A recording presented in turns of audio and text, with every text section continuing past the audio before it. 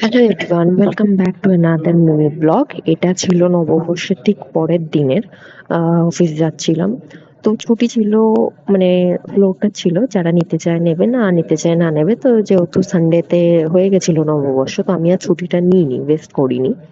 So anyway এসে তাড়াহুড়ো করে সব চেক ইন করছি, না চেক ইনটা এর পরে করেছি আই গেস।